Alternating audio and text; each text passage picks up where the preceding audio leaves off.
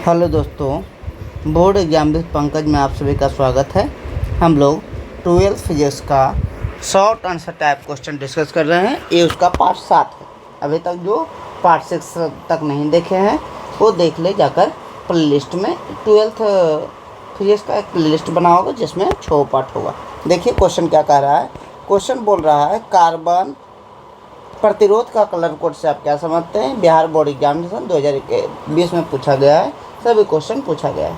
तो कार्बन प्रतिरोध के ऊपर रंगीन पट्टियाँ बनी होती है। कार्बन जो प्रतिरोध होता है उसके ऊपर रंगीन पट्टियाँ बनी होती है। या तो 3 होता है या 4 होता है। तो कम से कम 3 पत्ती ये नहीं भी हो सकती है। ये सहनशीलता को दिखाती है, जिसको बोलते हैं टॉलरेंस, सहनशीलता।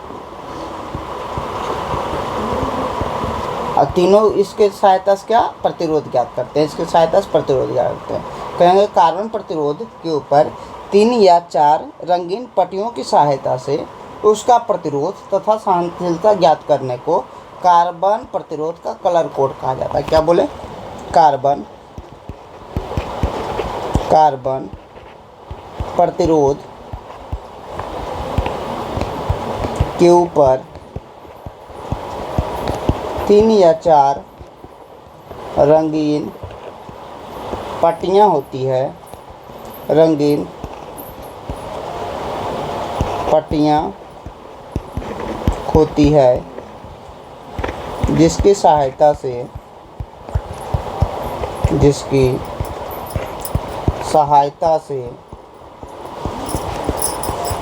उसका प्रतिरोध तथा सहनशीलता ज्ञात करते हैं। सहनशीलता ज्ञात करते हैं। इसे ही कार्बन प्रतिरोध का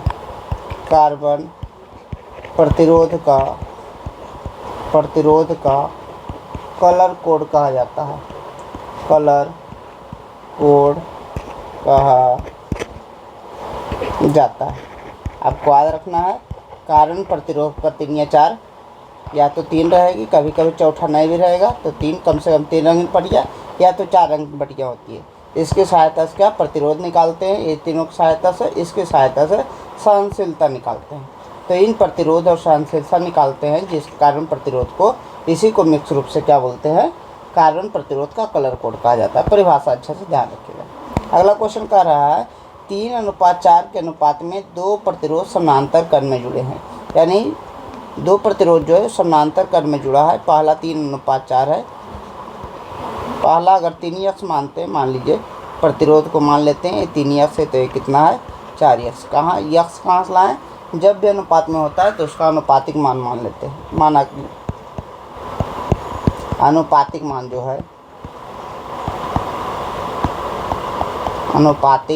है वो कितना है, x है। तो पहला प्रतिरोध कितना हुआ, 3x हो गया, एक 4x हो गया।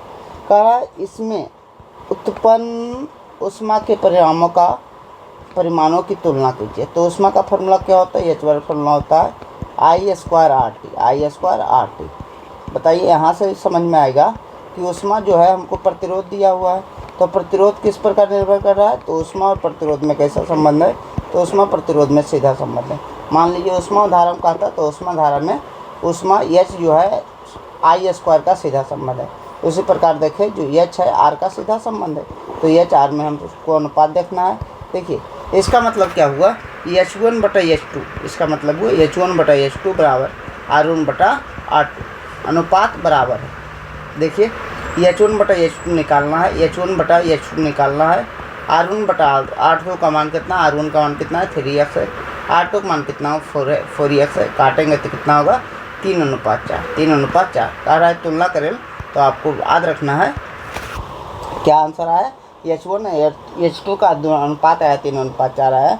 अतः लिख सकते हैं, अतः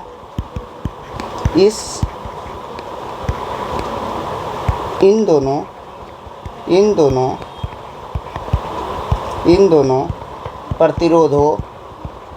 प्रतिरोधों से उत्पन्न ऊष्मा का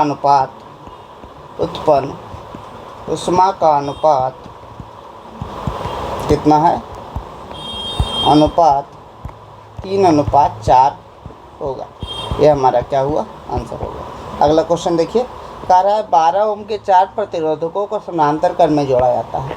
यानी 12 ओम का कितना प्रतिरोध है, 4 प्रतिरोध है, जिसे समानांतर क्रम में जोड़ते हैं। देखिए इस प्रकार फिगर बना लेते हैं।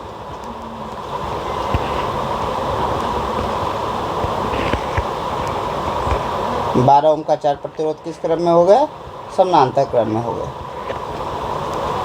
कह रहा है इस प्रकार के 3 संयोजन को श्रेणी क्रम में जोड़ा जाता है। ये 12 ओम है, ये 12 ओम है, ये 12 ओम है, ये 12 ओम है। अगर ये समानांतर क्रम में है तो समानांतर क्रम में आर इक्विवेलेंट का फॉर्मूला होता है 1/R इक्विवेलेंट बराबर समतुल्य प्रतिरोध का 1/R1 plus 1/R2 plus 1/R3 plus 4 प्रतिरोध है, 4 तक लिखेंगे 1/R4। 1/R1 पहला का मान भी 12 है, दूसरा का मान भी कितना है, 12 है, 12 एंड 1/12। एलसीएम कितना लेंगे, एलसीएम 12 एलसीएम होगा, तो 1/R इक्विवेलेंट बराबर यहाँ लिखेंगे एलसीएम 12 हुआ, 1 प्लस 1, 1 प्लस 1 प्लस 1 प्लस 1, यानी आर इक्विवेलेंट पलटेंगे तो आएगा, तो आर इक्विवेलेंट बराबर कितना आएगा, इसको भी पलटना पड़ेगा। तो 12/1 प्लस 1 प्लस 1 4 बार जोड़ेंगे तो 4 आएगा, कितना है, यहाँ 3 आया, यहाँ कितना आया, 3 आया। अब कह रहा है इस प्रकार के 3 संयोजन को श्रेणी क्रम में जोड़ा जाता है। जो आया जितना भी आया 3, इसको कह रहा है 3 संयोजन को श्रेणी क्रम में जोड़ा जाता है। अब इसको किस क्रम में जोड़ा जाता है, श्रेणी क्रम में जोड़ा जाता है। ये हमारा कौन सा क्रम है, श्रेणी क्रम है, श्रेणी क्रम है, जिसका मान कितना है, 3 3 3 है। अब कहा आर इक्विवेलेंट का श्रेणी क्रम डायरेक्ट फार्मूला क्या होता है, R1 plus R2 plus R3, तीनों कितना है, 3 3 3 है, 3 प्लस 3 प्लस 3। इसका मतलब क्या होगा, 9 ओम इसका सही आंसर होगा। ये हमारा क्या हुआ, आंसर। देखिए चौथा क्वेश्चन क्या कर रहा है, अच्छा समझिएगा। चौथा क्वेश्चन बोल रहा है संवहन वेग के सिद्धांत का प्रयोग करते हुए ओम के नियम की व्युत्पत्ति करें। ओम का नियम क्या है, ओम का नियम है भी और आई जो होता है समानुपाती होता है, यहीं से आता है। भी बराबर क्या होता है, आई आर होता है। आई और भी समानुपाती होता है, बस इसे साबित करना है। तो आपको याद रखना है संवहन वेग, संवहन या वहन वेग भी इसको कहते हैं। संवहन वेग अंग्रेजी में बोलते हैं ड्रिफ्ट वेलोसिटी, क्या बोलते हैं, ड्रिफ्ट वेलोसिटी, VD बोलते हैं। इसका फार्मूला जो होता है साबित करते हैं तब ई टाउ बटा एम, ई टाउ बटा क्या है, एम। टाउ क्या है, रिलैक्सेशन टाइम है, विश्रांति काल बोलते हैं। देखिए इसका जो विद्युत धारा है, विद्युत धारा उसका सूत्र क्या होता है, विद्युत धारा यानी आई का जो सूत्र होता है, आई का सूत्र क्या होता है, NEA VD, NEA VD। यहाँ से बैठाएंगे तो NEA VD का मान कितना होगा, VD का मान यहाँ से लिखिए क्या है, VD का मान माइनस में नहीं आता है, प्लस में ही आता है। ई टाउ बटा कितना है, एम है। एक चीज़ और अच्छे से याद रखिएगा, ई का जो मान होता है V बटा ई का जो मान होता है V बटा एल होता है, V बटा क्या होता है, एल होता है। ई का मान होता है V बटा एल। तो यहाँ से एन ई गुना ई स्क्वायर होगा, ये हो गया, टाउ हो गया, उसके बाद क्या हो गया, एम हो गया, उसके बाद ई बचा, तो ई का मान कितना है, V बटा एल। यहाँ लिख देते हैं V बटा क्या है, एल है। तो इसको अच्छे से अगर लिखें तो यहाँ आई है, यहाँ आई है, यहाँ आई बराबर क्या आ गया, NE square a tau, NE square tau M A, ऊपर ये है, नीचे क्या आ जाए, नीचे क्या आएगा, एल आएगा, इंटू क्या है, भी है। इसको देखिएगा तो इसको पूरा आर बोलते हैं, क्या बोलते हैं, इसको आर बोलते हैं। NE स्क्वायर टाउ बटा एम ए इंटू एल, इसको क्या बोलते हैं, आर बोलते हैं। तो भी यहाँ कितना आ गया, यहाँ जो आ गया, देखिए आर का जो फार्मूला होता है उसको अच्छे से ध्यान रखिए। आर का फार्मूला होता है एम बटा NE स्क्वायर टाउ, एल बटा ये होता है। देखिएगा इसको उल्टा कीजिएगा, तो इसको उल्टा कीजिएगा तो NE स्क्वायर टाउ ये ऊपर जाएगा और नीचे क्या आएगा, ML आएगा, ML आएगा। तो ये पूरा जो है देखिएगा तो आई बराबर हुआ, इसको पूरा पलटिएगा तो 1/R हो गया इंटू भी हुआ। यहाँ देखिएगा तो भी बराबर क्या हुआ, तिरछा गुना करेंगे, तिरछा भी बराबर क्या हुआ, IR। इसी को ओम का नियम कहते हैं, लिख देंगे। यही जो है ओम का नियम है, ओम का नियम, ओम का नियम है। ओम का नियम को साबित करने कहा, ये क्या हो गया हमारा प्रूफ हो गया। ओम के नियम को साबित करने कहा, तो आपको याद रखना है बहुत सारी चीज़ें इसमें आपको याद रखना है। ऊपर लिखना क्या है, ऊपर केवल इतना लिखना है कि हम जानते हैं कि, देखिए यहाँ हम जानते हैं कि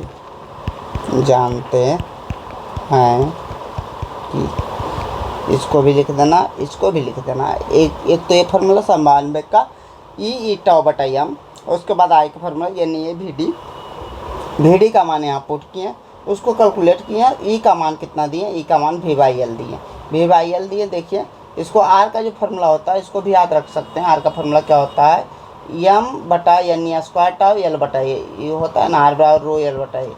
तो रो एल बटा ए तो आएगा ही, ये रो है, ठीक है।